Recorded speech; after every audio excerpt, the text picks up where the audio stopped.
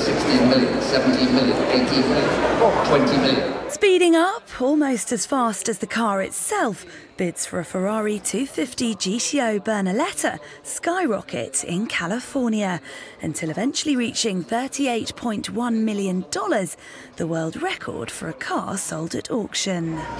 You own the car.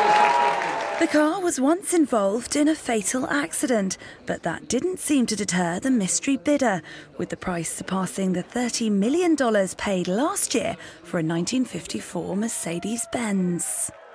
The 19th 250 GTO Berlinetta made by Ferrari, the car was first owned by French racing driver Joe Slesser, but since 1965 had been owned by Fabrizio Violati, who saved it from scrap.